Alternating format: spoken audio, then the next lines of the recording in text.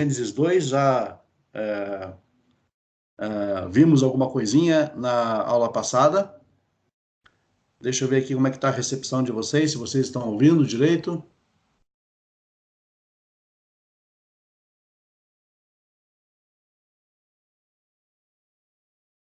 Ok, muito bem.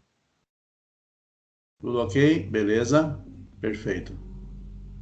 Então vamos lá. Ok. Vamos começar a gravar aqui.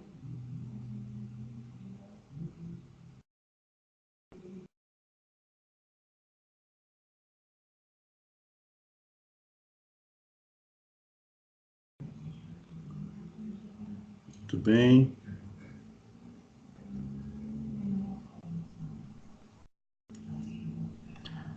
Gente, só confiram para mim, por favor, se a tela já aparece, se a minha tela já aparece para vocês aí.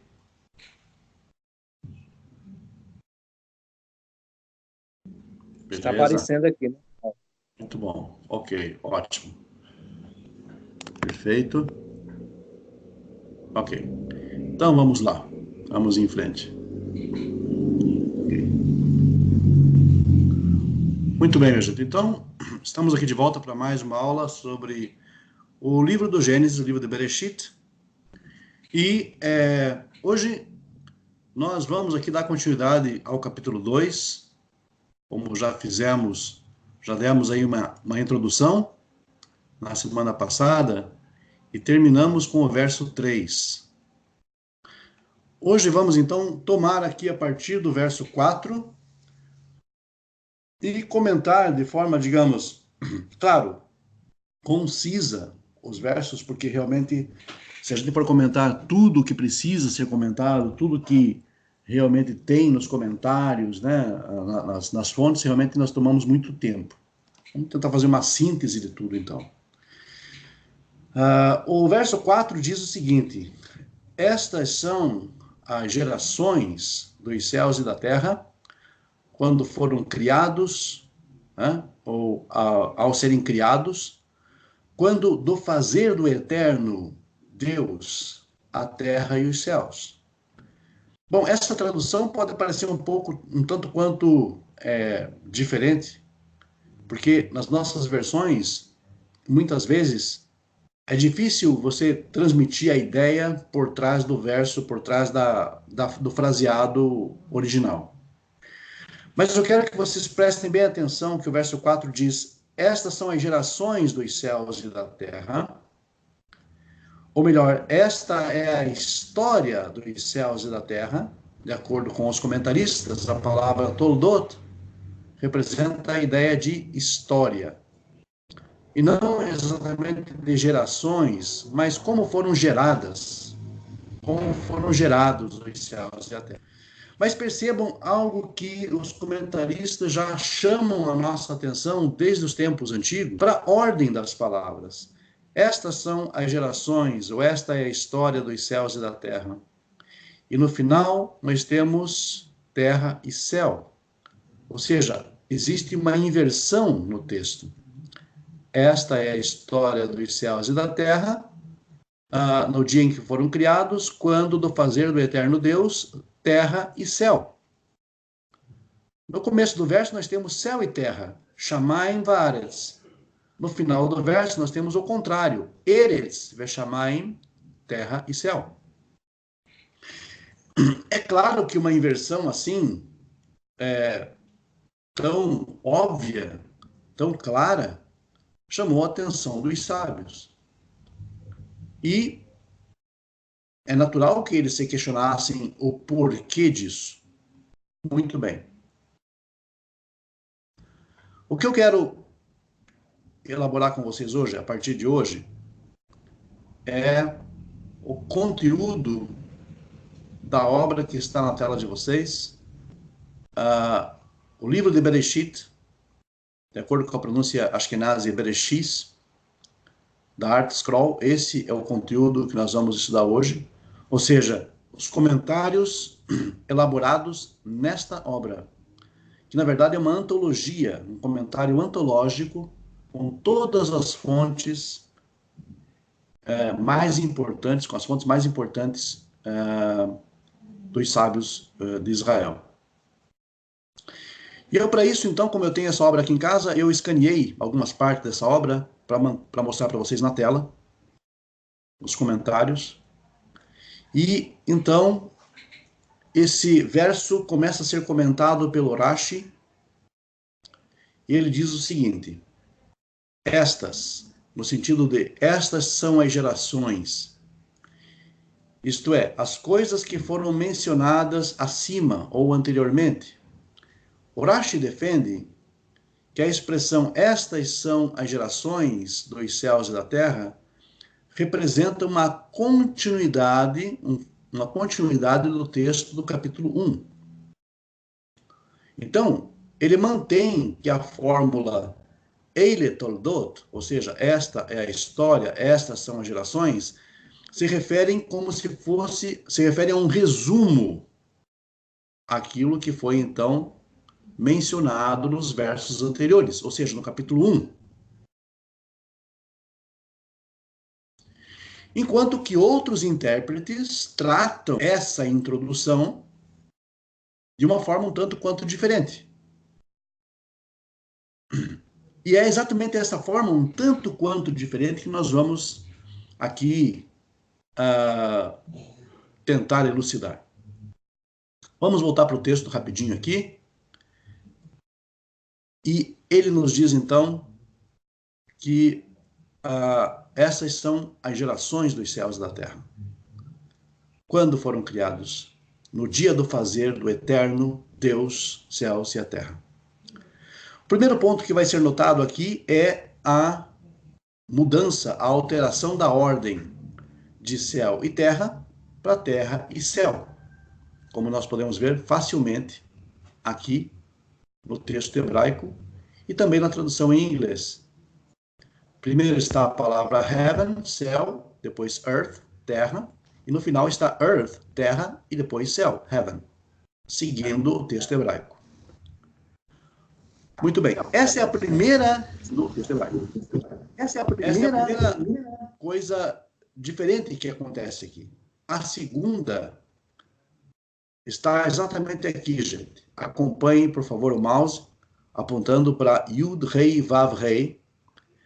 Ou seja, esta é a primeira menção ao nome Yud Rei Vav Rei no texto bíblico. Gênesis 2:4 é a primeira menção ao nome das 4 letras. Ou seja, o Deus revelado no Sinai para Israel e anteriormente para Moisés, o Deus de Israel para Moisés, o Deus de Israel. Muito bem. Gente, eu peço que vocês fechem o microfone, por favor. Muito bem. Então, esse segundo ponto é deveras muito importante. Por quê? Nós batemos muito em cima disso, que no capítulo 1, o nome Yud Rei Vav Rei não é mencionado. E só no capítulo 2, verso 4, é que é a primeira vez mencionado, pela primeira vez é mencionado. Isso também chamou a atenção dos sábios, notoriamente. Então, nós temos 2 pontos interessantes aqui. Agora, qual é a resposta para isso? Ainda não é hora. Nós temos mais um ponto importante aqui, nesse verso, que é esse pequeno H que vocês estão vendo aqui. Bom, eu quero agora mudar aqui o nosso texto, porque eu quero mostrar para vocês como isso fica diferente no texto hebraico. No texto hebraico aceito. Vejam vocês, esse é o mesmo verso 4, seguindo estritamente a escrita hebraica. Acompanhem esse H pequenininho que tem aqui. Essa letra rei equivale à letra H. E ela foi escrita menor do que as demais letras.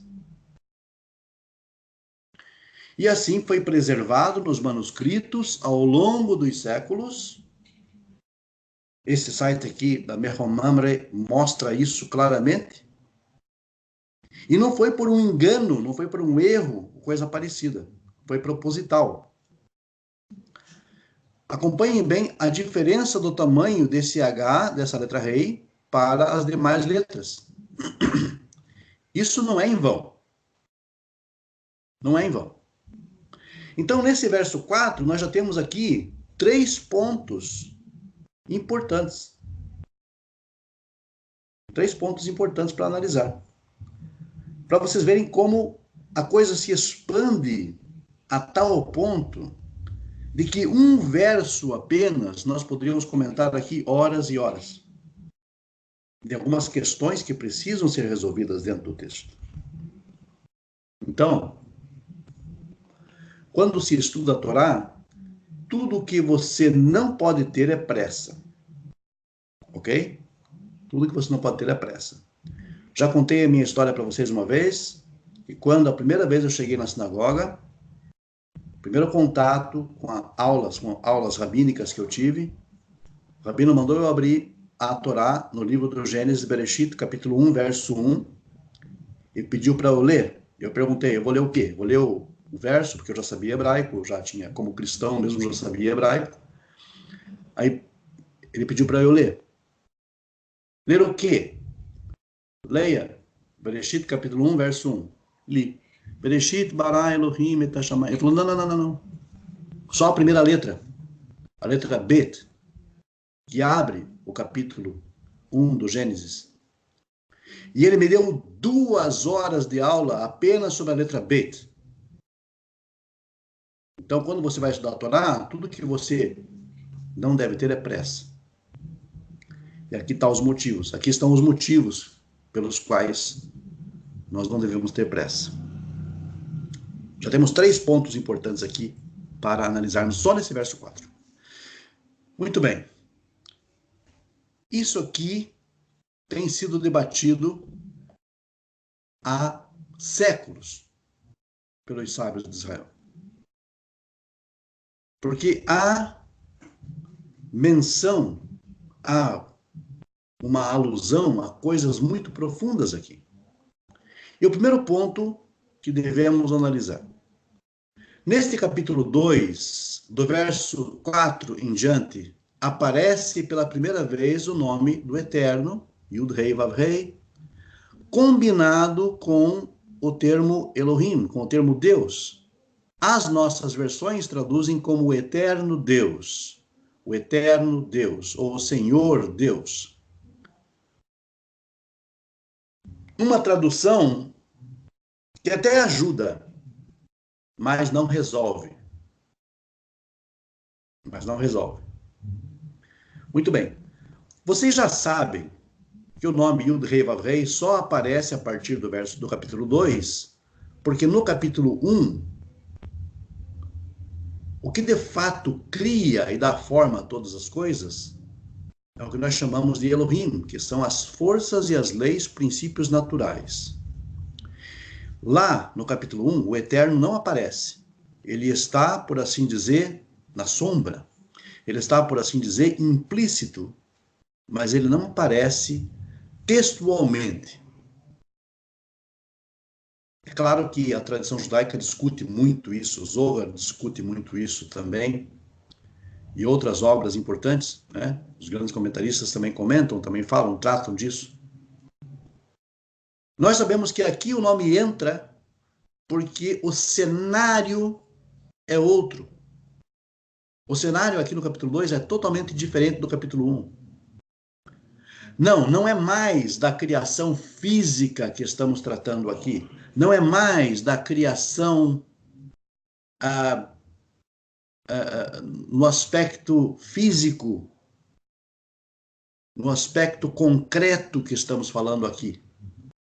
Aqui o nome Yud-Rei Vav-Rei entra porque o cenário que está se desenhando adiante de vocês não é mais um cenário de criação física, de criação literal, concreta, como foi no capítulo 1.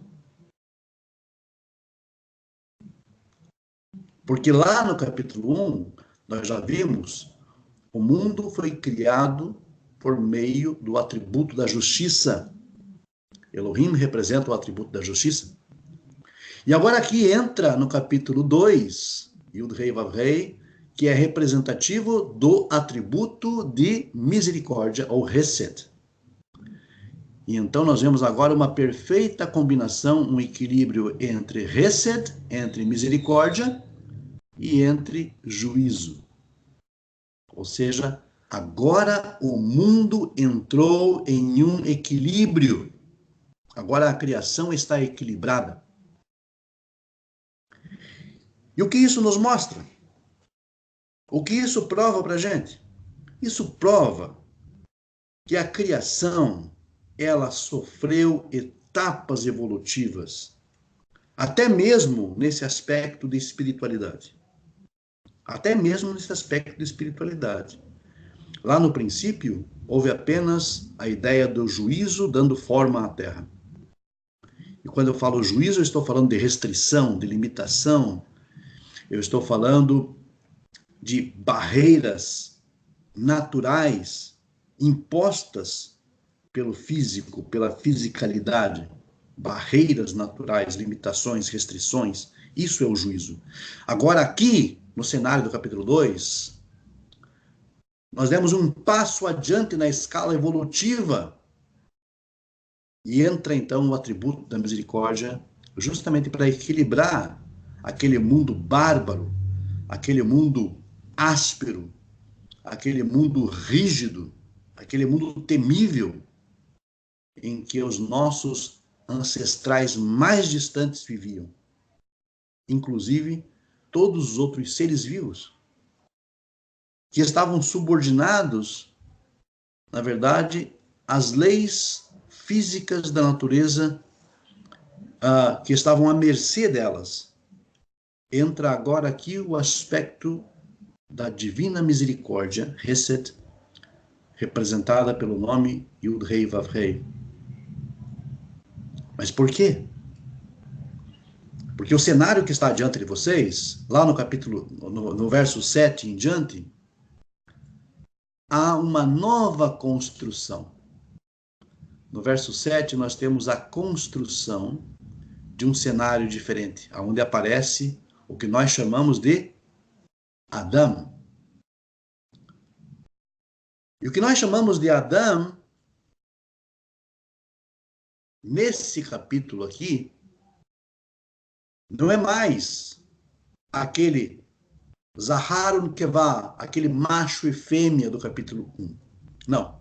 Aqui agora nós estamos um passo adiante, um degrau acima. Portanto, é importante que o cenário seja outro.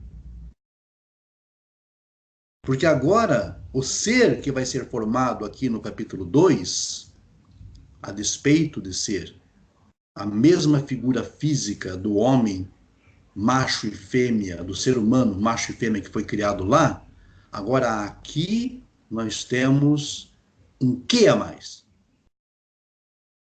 O Eterno aparece nesse cenário, no capítulo 2, justamente porque aqui o homem vai ser elevado de macho e fêmea para homem e mulher. Como é uma evolução, como trata-se de uma evolução, é natural que um aspecto ou um atributo da divindade mais refinado apareça. Todo mundo sabe, por senso comum, que juízo é algo denso, é algo áspero, é algo brutal às vezes. Mas todo mundo sabe que misericórdia é algo mais refinado, é algo mais sutil, é algo mais tolerante, é uma evolução. Todo mundo sabe disso por senso comum. Misericórdia é algo mais refinado. Por que eu digo isso? Imaginem as nossas sociedades, ou a nossa sociedade, se não existisse misericórdia, se não existisse uma certa tolerância com as pessoas, Nós teríamos leis, por exemplo, penas capitais, né? Penas capitais para todo e qualquer tipo de situação, as mais absurdas até. Então a misericórdia entra nesse aspecto, nesse cenário, como um ponto de evolução. Porque o homem também vai evoluir. Aqui também vai haver uma evolução humana. Então é necessário que o nome entre aqui para mostrar esse aspecto, para contrabalancear o áspero, o rígido, o juízo temível Elohim. Nós precisamos da suavidade, nós precisamos da misericórdia, da tolerância, de Yud Rei Vav Rei, o atributo da misericórdia. Assim o mundo passa a ser equilibrado. Assim, o ser humano também tem condições de evoluir. E, continuando com a nossa análise, nós já vimos então por que, no verso 4, aparece aqui pela primeira vez o nome Yud Rei Vav Rei, combinado com Elohim. E agora nós vamos tratar um pouquinho do porquê aparece Hashamayim Vehaaretz, os céus e a terra, e depois há uma inversão, Eretz Veshamayim.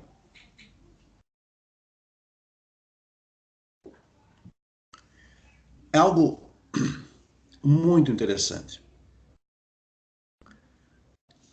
Como vocês podem ver, eu vou insistir, gente, me desculpem, eu vou insistir com vocês no texto hebraico, porque a Torá foi escrita em hebraico e não tem como fugir disso.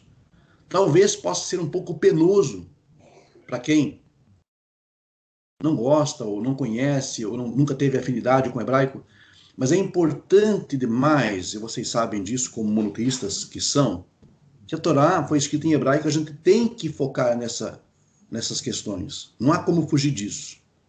Então, me perdoem se eu estou sendo um tanto quanto repetitivo, ou se eu estou sendo um tanto quanto chato até em tratar dessas questões, que talvez seja até um pouco monótonas para vocês. Mas eu preciso chamar a atenção de vocês para isso. Notem, por favor, aqui no verso 4, esses dois pontinhos. Esses dois pontinhos, gente, representam o nosso ponto final no português. É a mesma coisa que o nosso ponto final. Então nós temos, na verdade, no verso 4, dois períodos. Eile toldot hashamayim v'haaretz b'hir bariam, e o outro período, Beyom asot Hashem Elohim eretz v'shamayim. Ou seja, aqui temos um primeiro período e aqui temos um segundo período. Vejam, estas são as gerações dos céus e da terra ao serem criados. E lá no princípio do capítulo 1, vocês perceberam que o texto diz, no princípio, né? Ou em um princípio, o eterno, o oculto incógnito criou Elohim, né?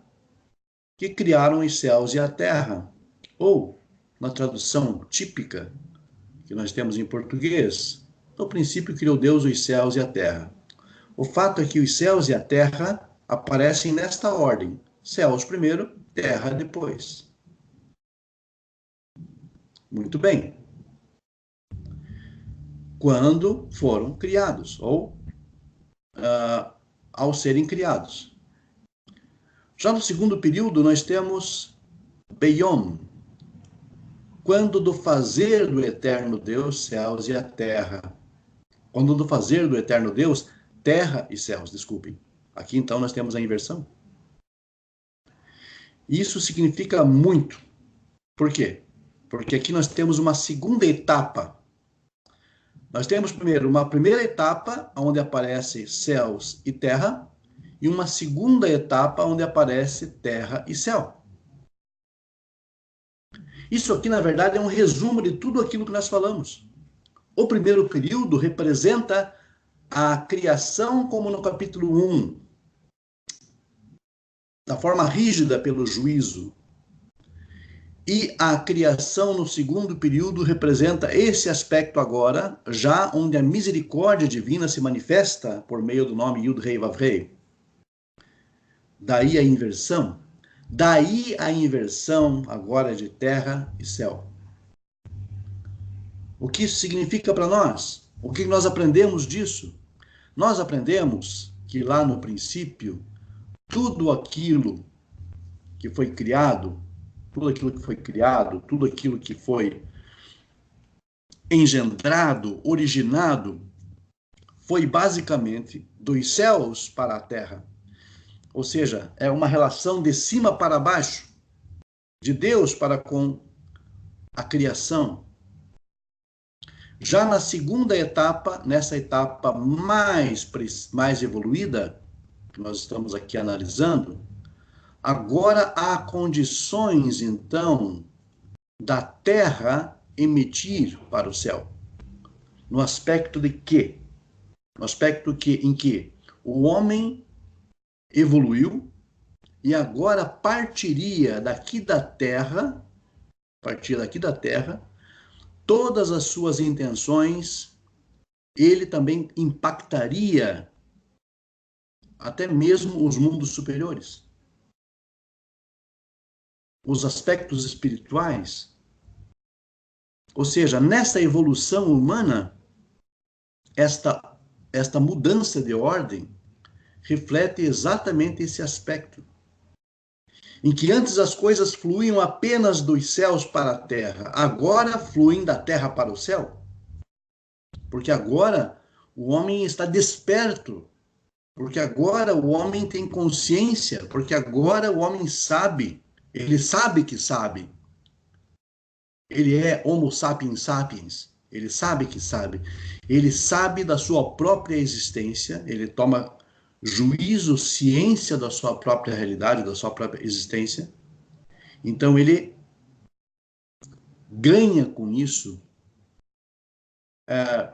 uma grande vantagem, uma enorme vantagem sobre todos os outros seres vivos. Agora, o foco seria aqui na Terra, da Terra para os céus.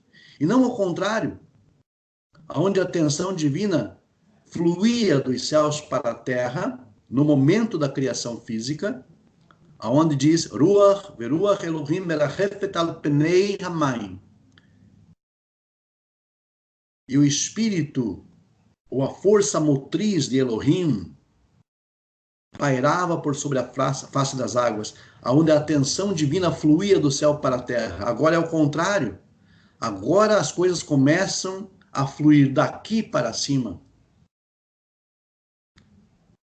Isso nada mais é também, num aspecto um pouco mais resumido, de que a primeira menção a um ser que de alguma forma buscaria daqui da terra um contato com o alto, com o divino. A primeira menção a um ser tão evoluído que daqui da terra buscaria contato com o céu, com o divino. Ou seja, nós temos aqui o nascimento, o momento em que surge de forma embrionária a espiritualidade humana, latente, engendrada como uma semente na criação e na formação do ser humano. Aqui está presente, então, engendrada a semente da espiritualidade, agora da terra para o céu.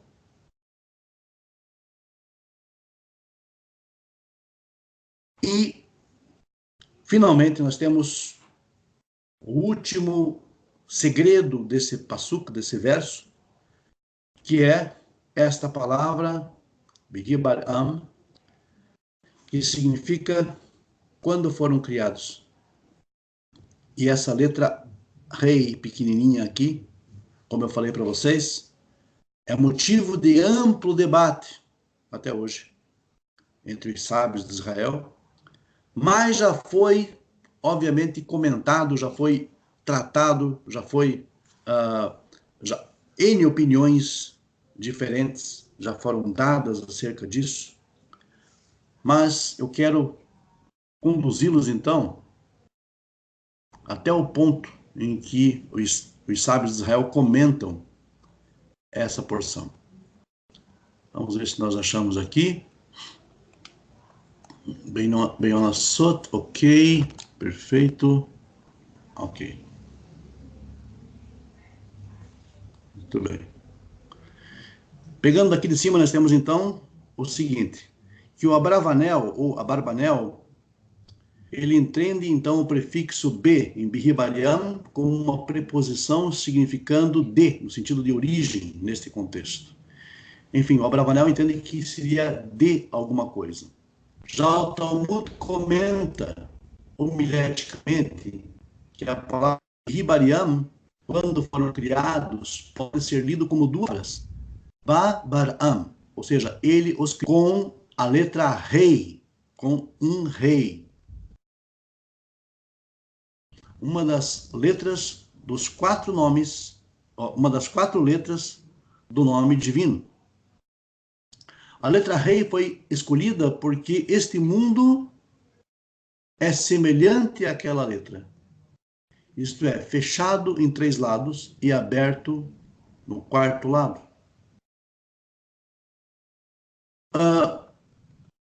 O Midrash comenta o seguinte, que ele criou céu e terra com a letra rei.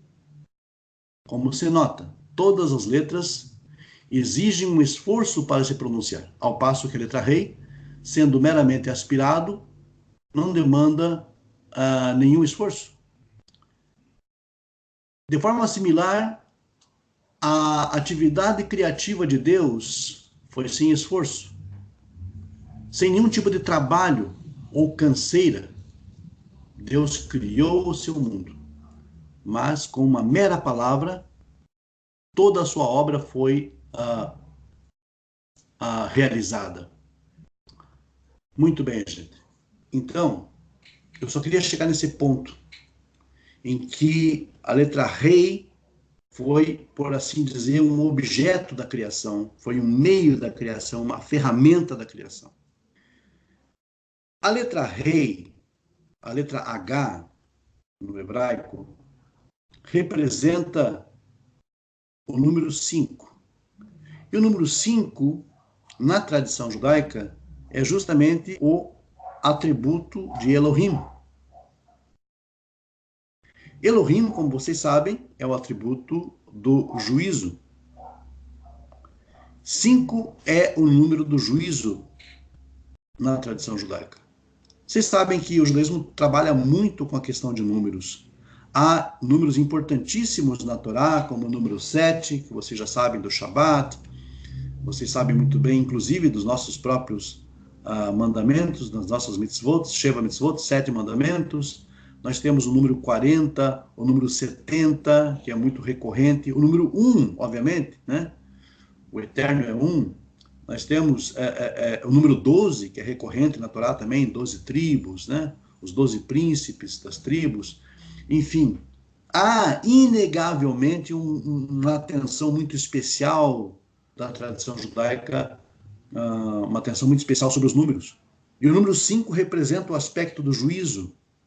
Então, é como se aqui no meio nós disséssemos que quando foram criados pelo aspecto do juízo, Bihibariam, quando pelo juízo foram criados.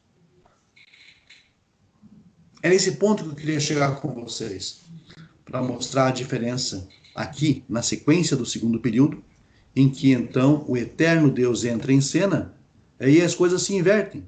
As coisas se invertem, agora de terra para o céu. Quando o homem pleno agora pode então se expressar diante do seu Criador, e as coisas então mudam. As coisas não fluem mais necessariamente dos céus para a terra, e sim agora da terra para os céus. E nós temos um exemplo muito interessante na própria história judaica. Eu quero lembrar vocês que quando Moisés estava com o povo ao pé do Monte Sinai,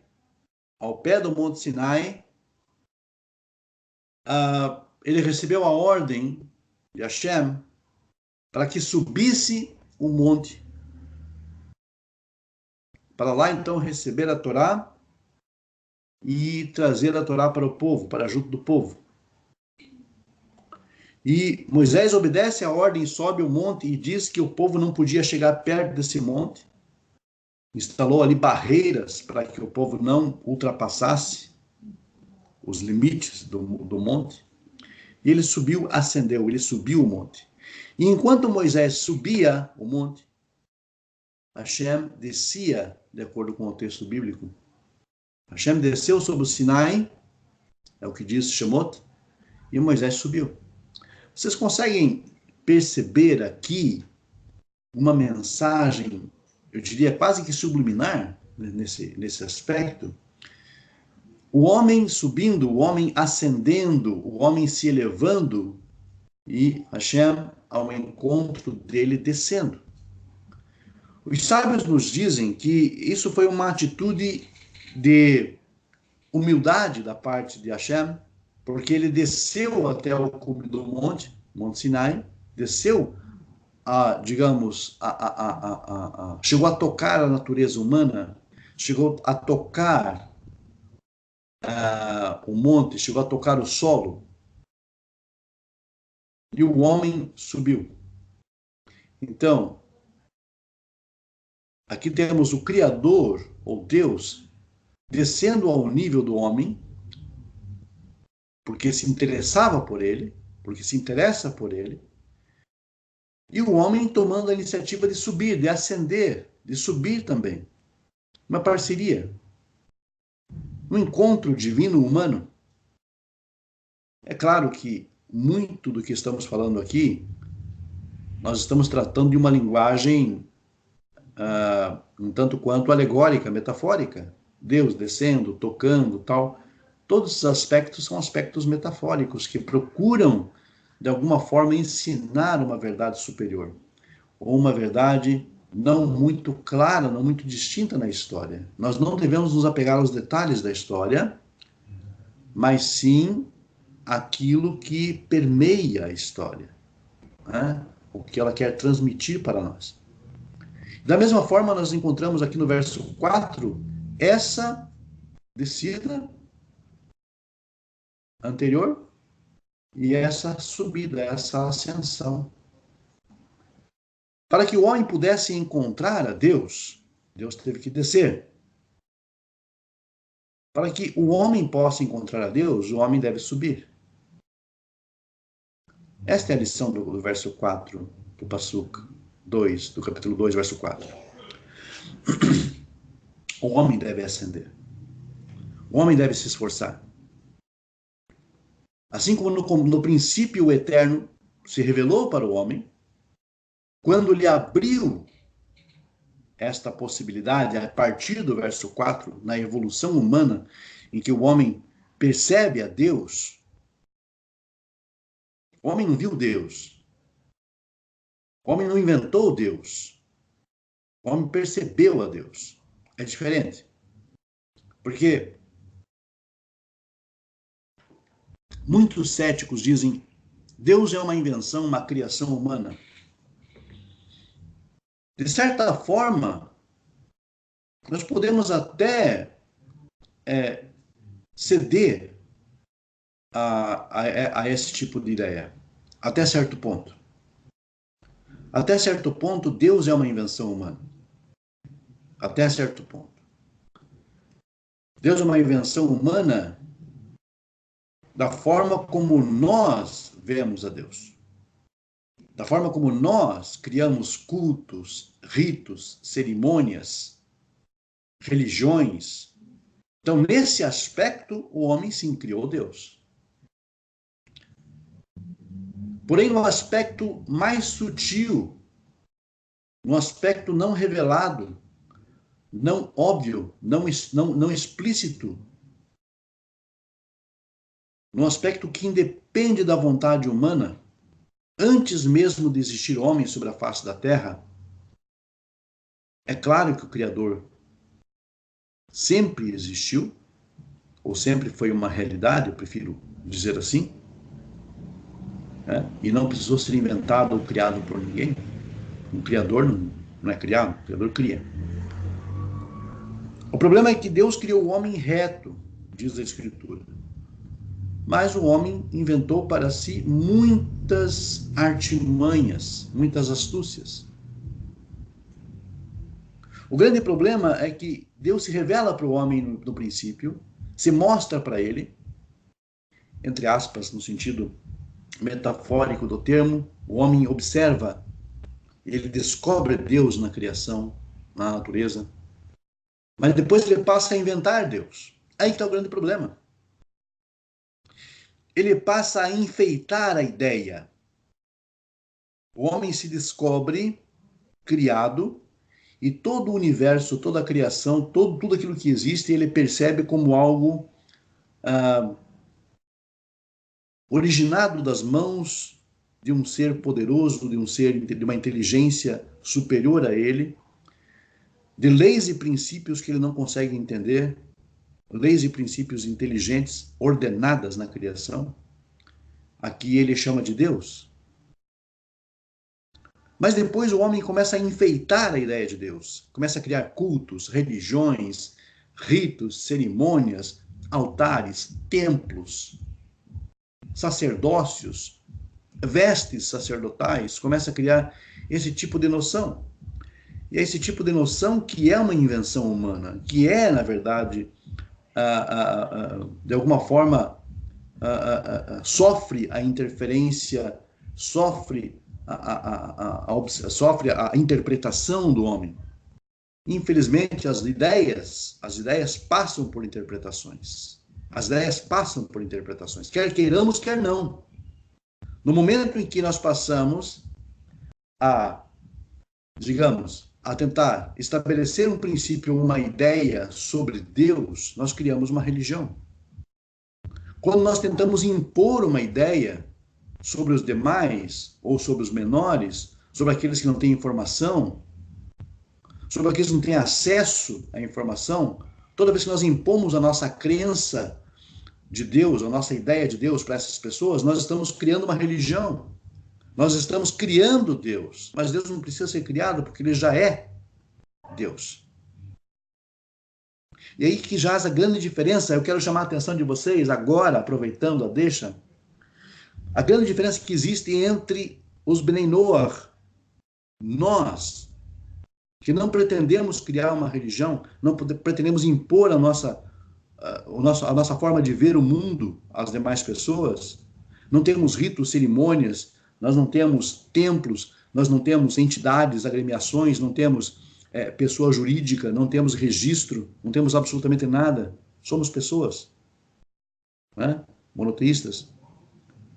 A grande diferença que existe entre nós, aquilo que defendemos, aquilo que entendemos para a nossa vida, e as outras opiniões, as outras visões de mundo, que são visões religiosas, que querem construir templos, que querem fazer organizações, denominações, que querem montar instituições, que querem formalizar a coisa toda. Essas pessoas estão criando Deus. Ou deuses, o que é pior.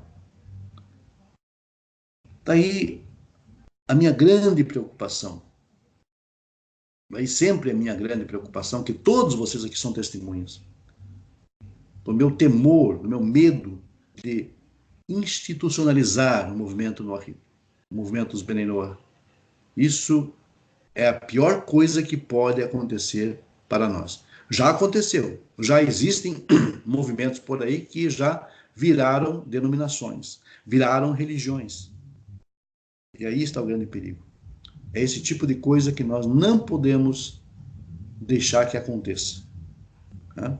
Pelo menos entre nós. Não podemos ter essa ideia ou essa noção de que somos uma religião, que temos algum tipo de coisa para cumprir, ritualisticamente falando. Não, nós não temos absolutamente nada. Absolutamente nada. Nós temos um código ético para seguir, é apenas isso, mais nada. Então, nesse aspecto, o homem acaba criando Deus. Mas só que Deus não precisa ser criado porque ele já é. E ele se mostrou, ele se revelou, ele disse, eu estou aqui. Ele criou este mundo e deixou assinado este mundo como a obra de um grande artista. E nós descobrimos, o homem percebeu a Deus desde o princípio. Mas, pelas suas astúcias, pelas suas artimanhas, o homem acabou criando, entre aspas, Deus, dessa forma. Então, minha gente, nós falamos apenas do verso 4 desta vez, mas foi o necessário, foi aquilo que nós tínhamos para hoje, e aquilo que acho que realmente é de preponderância. Acho que foi realmente o importante para nós hoje, elucidar bem esse verso 4, para que pudéssemos então seguir adiante nas próximas aulas. Eu agradeço a todos, essa é a minha parte, então eu deixo agora com vocês os comentários. Muito obrigado.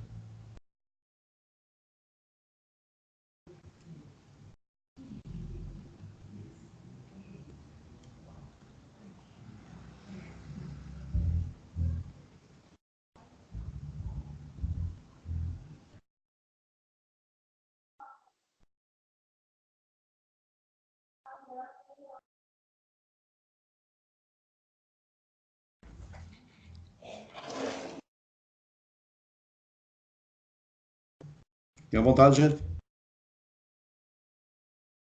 Eu estava vendo aqui, em várias versões da Bíblia, né? O capítulo 2, versículo 4. Há uma diversidade de traduções muito grande, né? Uns falam esta é a história, outros falam estas são as crônicas, outro fala no tempo da criação, outro fala estes são o legado, a herança, né? Nossa, tem muita coisa, né? Muito variável. O original hebraico, o que é que diz? Você então, na verdade, as palavras? Literalmente, José, fica essas são as gerações. Eu vi, exatamente, gerações. Uhum. Aqui eu tenho uma tradução que tem literalmente, assim, traduzido cada palavra hebraica. Uhum. A segunda palavra é generations, exatamente, gerações só. Gerações. É muita diferença. Isso leva a pessoa a caminhos bem diferentes. Porque abre N possibilidades e aí acaba, digamos aí, abrindo esse leque de possibilidades aí, de interpretações, de ideias diferentes. Você imagina, aqui numa palavra que na verdade não tem assim lá tanto impacto, mas se pegar uma palavra assim, e isso pode ser distorcido, isso pode ser, sei lá, em cima disso pode se criar um dogma, né? Exato.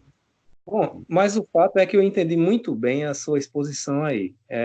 Você citou o comentário do Hack, que na verdade Elohim, né, quando o mundo foi criado com Elohim, o mundo foi criado pela justiça, né? E aqui é um divisor. Começa uma nova frase falando ele inverte, né? Coloca a terra antes. Terra antes. Da criação do homem, né? Então, já o Senhor Deus, que é o Elohim, mais o tetragrama, né? O Adonai. Exato. Então, já vem um atributo da que eu digo? É justiça da compaixão.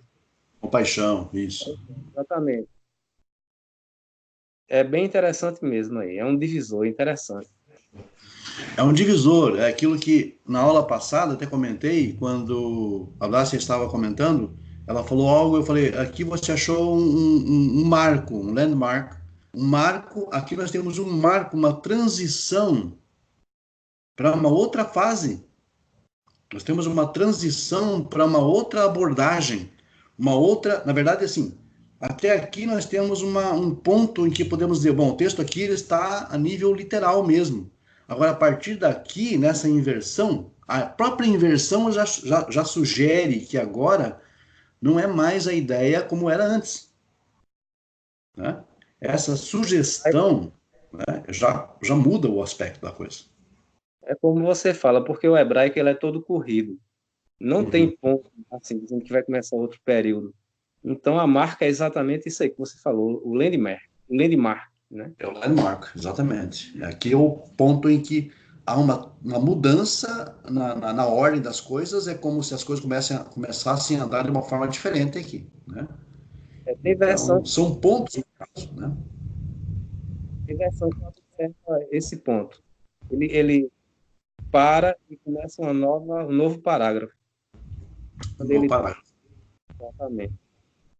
Depois dessa de céu, de terra, ele para.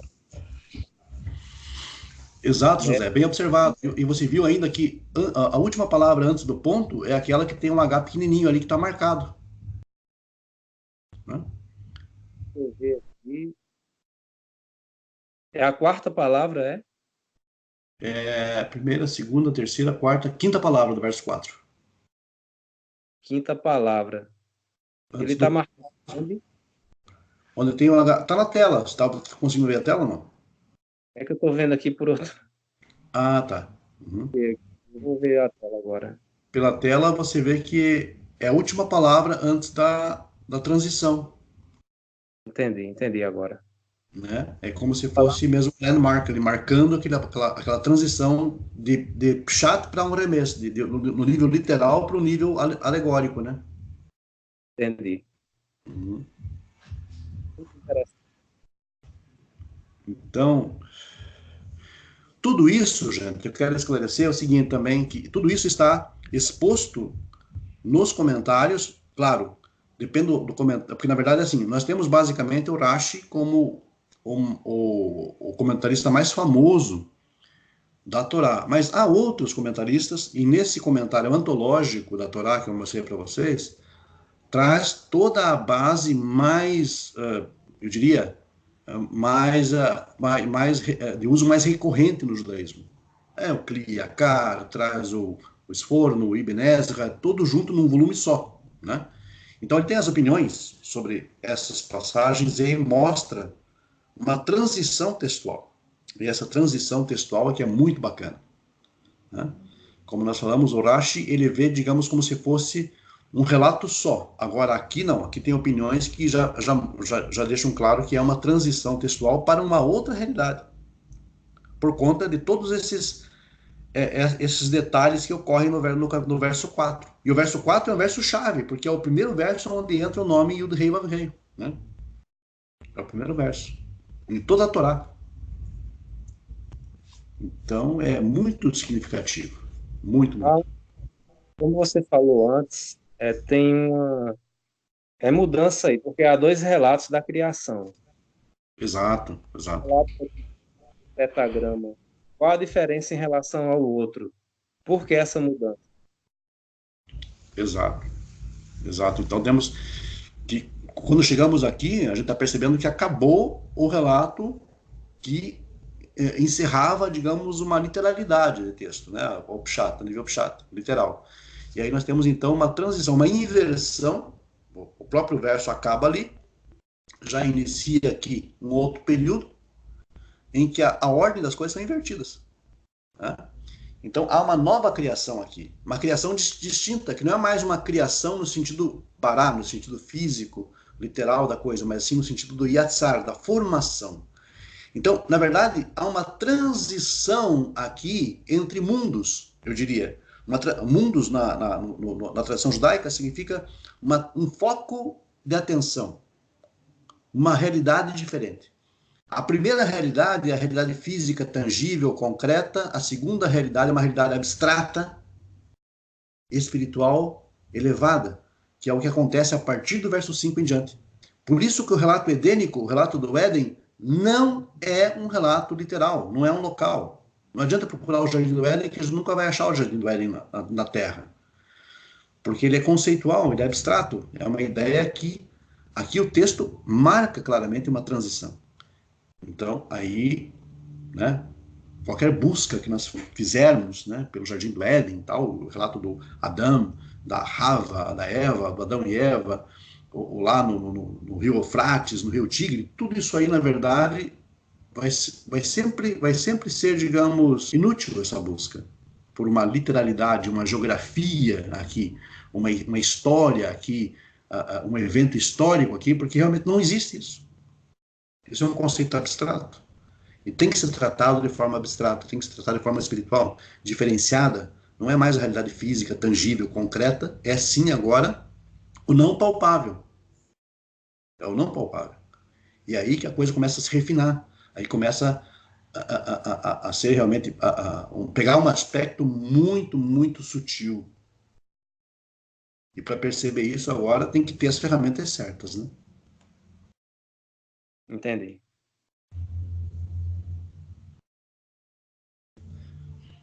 Muito bem. Obrigado, José. Eu aqui agradeço. Obrigado. Obrigado.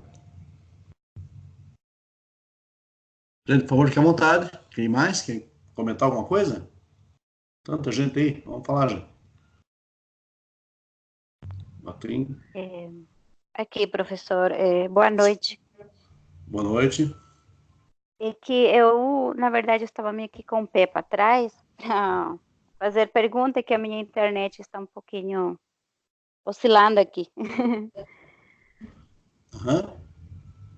Mas, assim, professor, na aula de hoje, eu pude perceber uma coisa assim, que eu achei muito interessante, que meio que, para mim, caiu por terra esse conceito que muitas das vezes já fala, né, que Deus já criou tudo perfeito, céus e terra, criou o homem, criou toda a sua criação foi perfeita, né?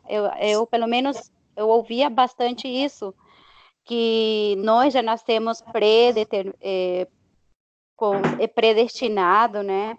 Uhum. Mas eu hoje percebi que não é bem assim, que Deus não nos criou como um robozinho para agir conforme fomos programados e que somos limitados.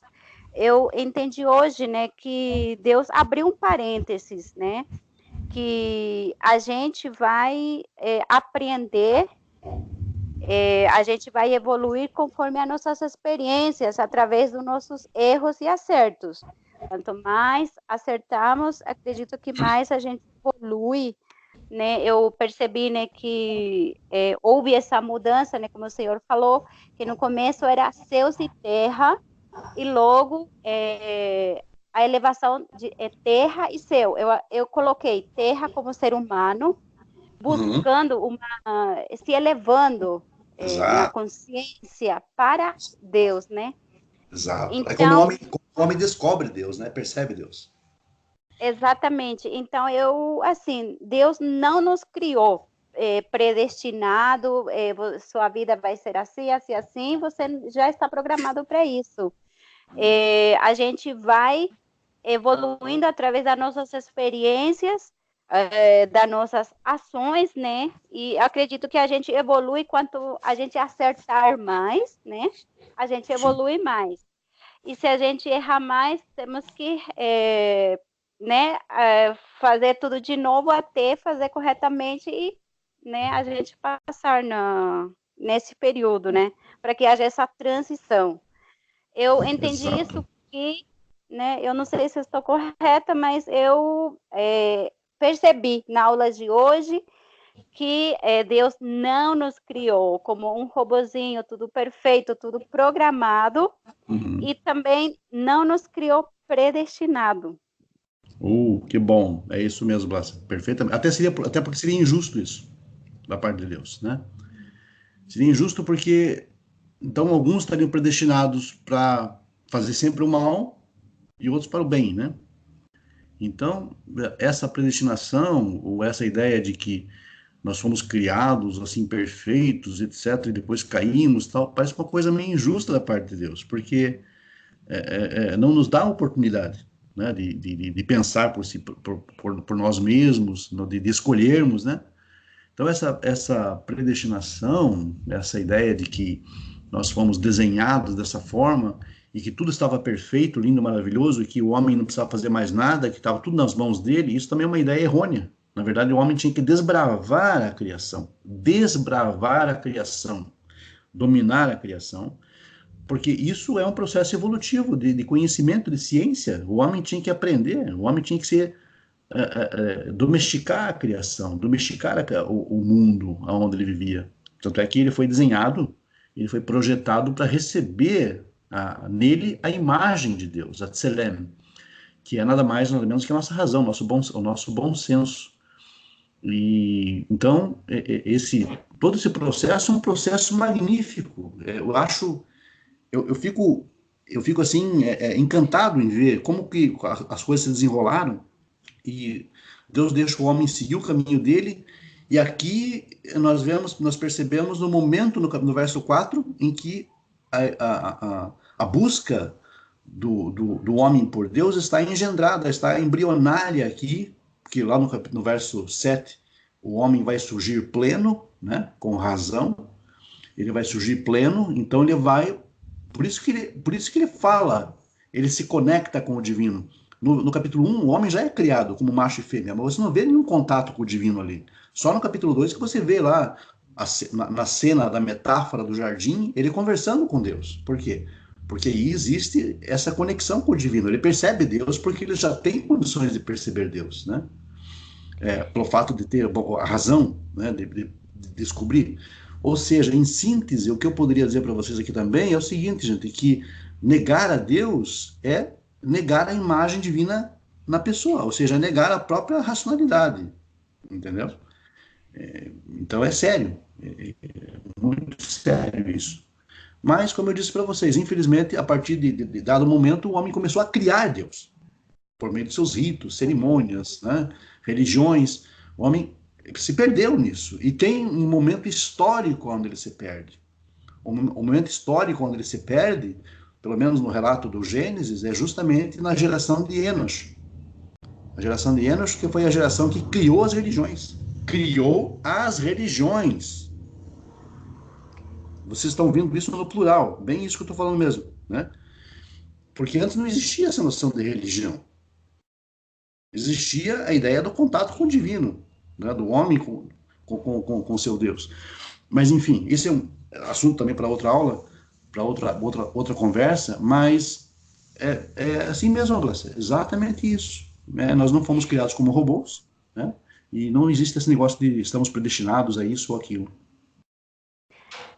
Mas uma coisa também que eu estou analisando e eu queria perguntar também, por exemplo, o erro, né? A gente errar também faz parte do processo da gente evoluir. Eu acredito que é coisa de religião. Se eu errar, já vou direto para o inferno, né? A gente erra para aprender, porque a gente errando traz uma consequência, né?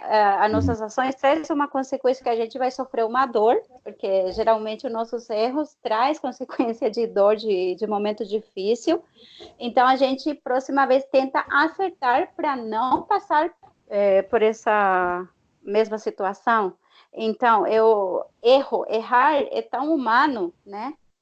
Errar é humano que não necessariamente esse meu erro vai me levar direto para uma punição, né? Como a nossa religião, na nossa cultura, sempre pregou. Exatamente. Não, o erro ele é inerente. O errar é inerente a seres limitados, né?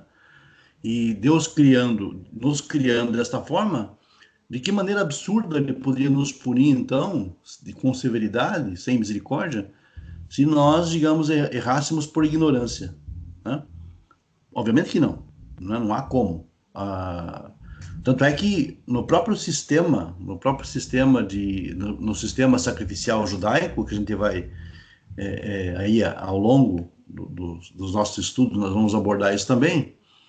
O sistema sacrificial judaico, por exemplo, que é um representativo da humanidade, mostra uma separação, uma clara distinção entre aquilo que é o erro por ignorância e o erro voluntário.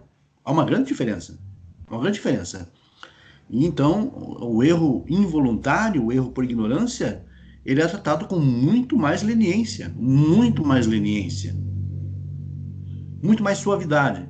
O erro, obviamente, voluntário, ele era mais severo, a punição era mais severa, porque uma coisa é você estar inconsciente do erro, outra coisa é você estar consciente e assim mesmo errar.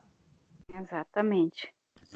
Então, a Torá é muito justa nesse aspecto, é muito, muito justa, e é um sistema que digamos, para a época em que surgiu, uma lei muito avançada, uma lei muito avançada para a época, né? E é assim que, desde o Gênesis, a Torá vem tratando o homem, desta forma. O problema é que os homens passaram a olhar a Torá de uma forma diferente, né? Interpretando a Torá em conformidade com as suas religiões, com os seus dogmas. Ou seja, Justamente. o homem primeiro criou o dogma, depois foi lá na Torá para ver se achava alguma justificativa para o dogma dele, entendeu? Esse é o problema. Esse que é o problema. Se lêssemos a Torá como ela é, jamais criaríamos dogmas, doutrinas ou ideias pré-concebidas. Mas o homem foi primeiramente criar a sua religião para depois tentar achar na Torá algum tipo de justificativa para ela. Ou seja, o homem, nesse aspecto, criou Deus, né? E aí, infelizmente, o que o ateísmo prega, anuncia, é uma realidade. O Deus das religiões é um Deus criado. Assim, pura e simplesmente.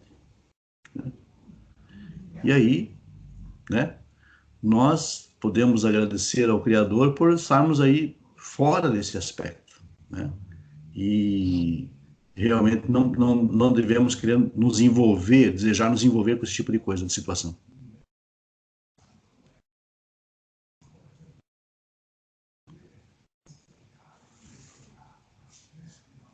E, gente, fique à vontade.